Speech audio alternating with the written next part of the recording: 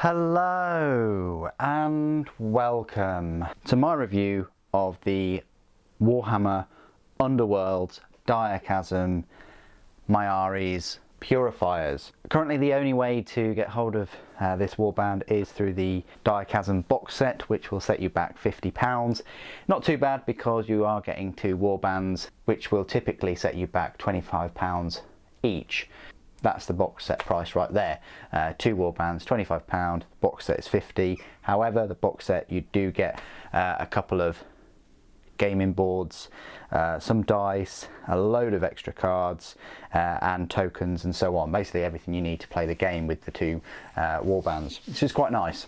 I have every faith that this warband will be released individually in its own set, much like the Kagraz Ravagers. You know, for £25 they can just bundle in the cards and the little plastic tray with the miniatures in. What we'll do is we'll have a look at each one of these models individually. We'll go through some size comparisons and comparisons with other Lumineth Realm Lord models. We'll have a look at their cards and then we'll go through their rules for Warhammer Age of Sigmar, because yes, they do feature in the brand new Lumineth Realm Lords Battle Tome version 2, and I hope that that is a trend that continues with the newer Battle Tomes that are due to come out.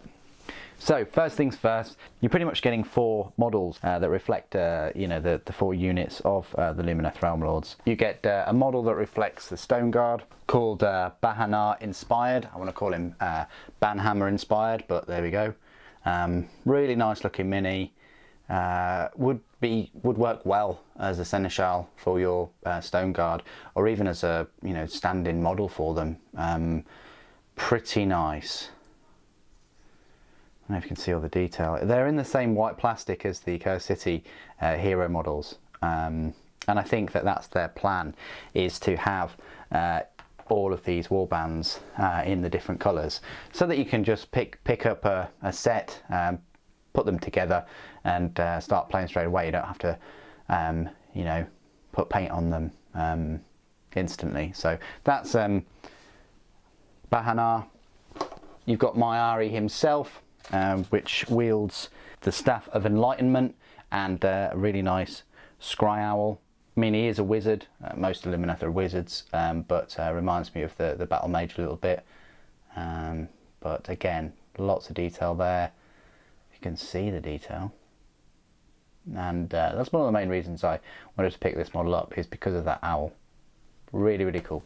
Then we have Alen Inspired, a Blade Lord, female Blade Lord.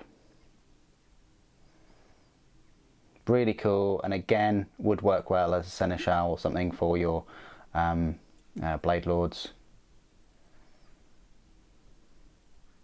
And finally, last but not least, Senila Inspired, another female, this time Sentinel.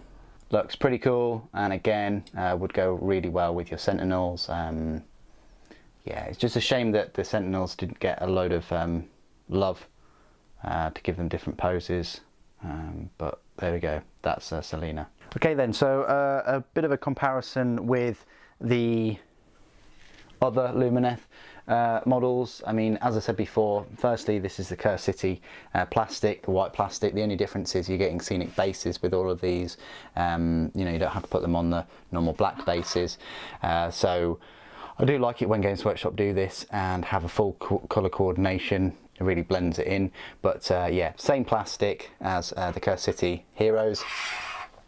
I wanted to draw an attention to similar kind of models that you'd get in the Lumineth Realm Lords range themselves. So if we just have a little look there. So I've kind of matched them up a bit with a Stone Guard with a Stone Guard, a Battle Mage with a Mage, a Blade Lord with a Blade Lord, and a Sentinel with a Sentinel. So as you can see, they share a load of aesthetics and they'll work very, very well as stand-ins for any of the models in the units, if you didn't just want to use them as their own unit and as the Myari Purifiers. We may as well just compare them to the other warband in the set, which is the Dread Pageant. This one here is probably one of the tallest, along with this beast. but the other two are quite small. So yeah, the Lumineth are tall across the board, whereas the Slaanesh models are, there's only two that are really pretty tall. Comparing them to, I don't know, tallest model of the Crimson Court, I mean, he's, again, they're all taller than him if you're counting everything else that's going on. I mean, if we just look there, yeah, Myari is a little bit taller. But yeah, he is, you know, without the scenic base, look how tall he is. He's huge. Very, very tall vampire. Yeah, the Chaos as well. You know, the Chaos, Face of Darkness, Kargra is shorter than most of them. Maybe not the Blade Lord, but again, that's mainly because of their scenic bases. So one of the tallest warbands out there. I always like to go through my usual size comparisons, and that will be with 40k models, because everybody kind of knows how tall a Space Marine is, or do they? That's the normal Space Marine, that's Primaris, and then you've got Sigmar boat. So as you can see, other than the Blade Lord head, they're all taller than a Primaris because of their scenic bases. They're all stood on tactical pebbles and rocks, you know, but actual size, look at a normal Space Marine, they're similar sort of height to a normal Space Marine, but a Primaris is taller by a fair chunk there. Myari,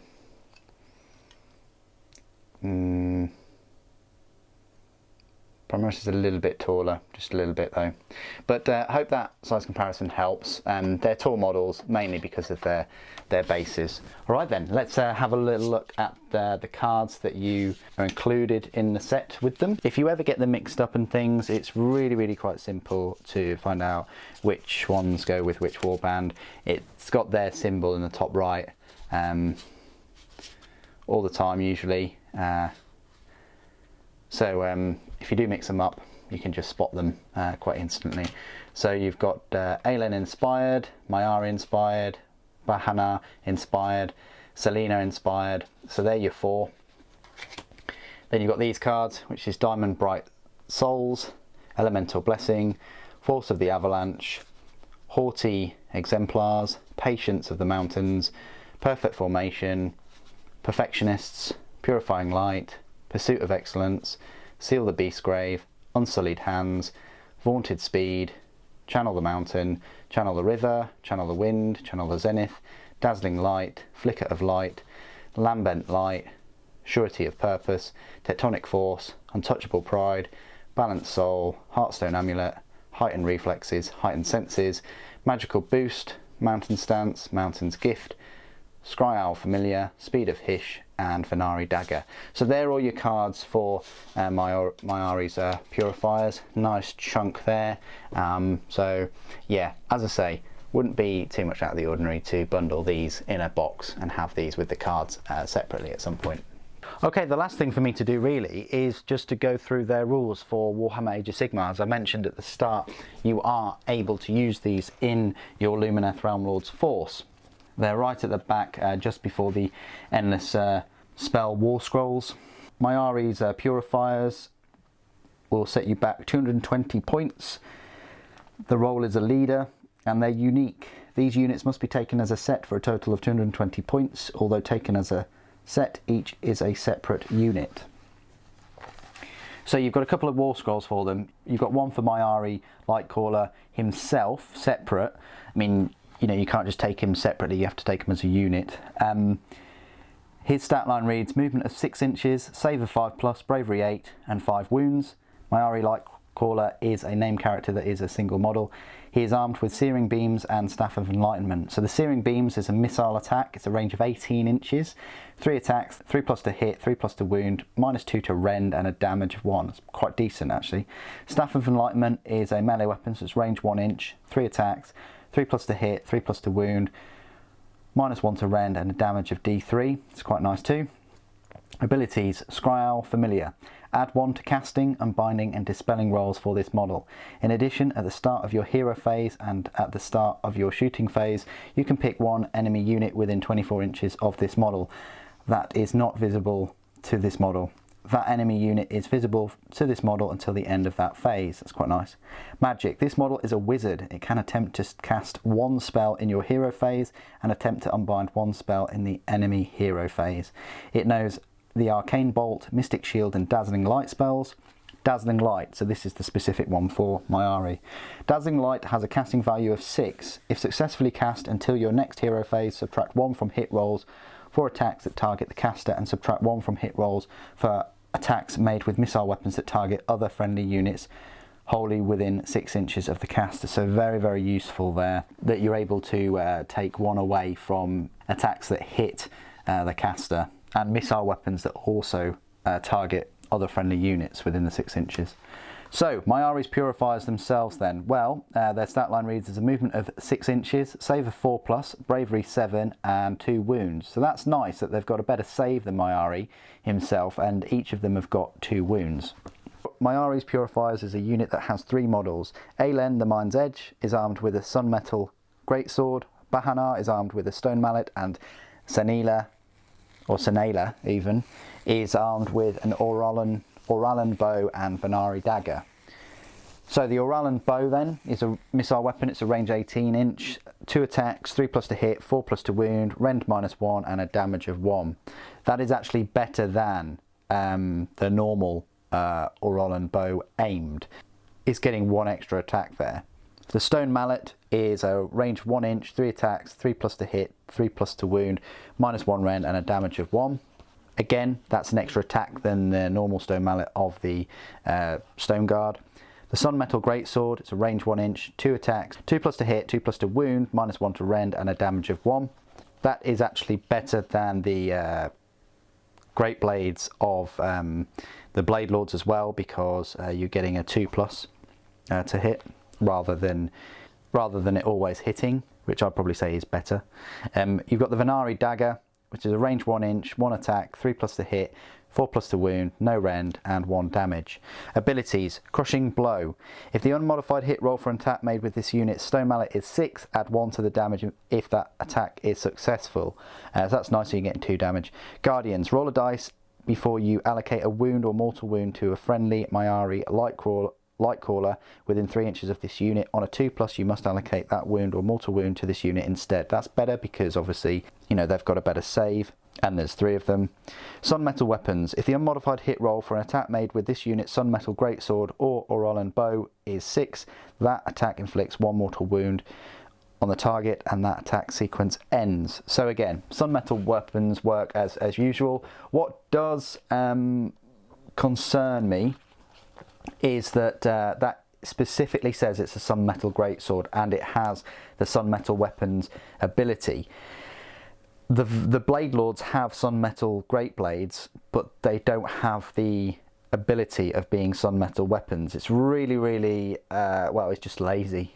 You know, for a unit that has Sunmetal Greatswords not to have that ability. I think they should, and I'm confident that that was just a misprint on their behalf. But come on guys, you've written a 140 odd page book and it's a unit that has Sunmetal weapons, so it should have the Sunmetal ability. Keywords: Order, Elf, Lumineth Realm Lords, Senari, Metrica, Hero, Wizard, Myari Lightcaller, Myari's Purifiers.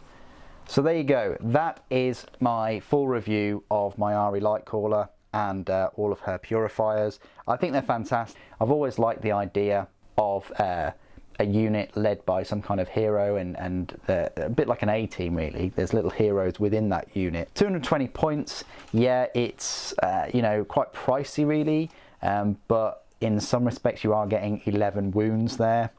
You know, do they have the potential of causing more damage than the Light of Eltharion? I don't think so, but they will certainly dish out more damage than, you know, 2 Banner Blades. And they look so cool as well. Give you a bit of variation with Lumineth Realm Lords.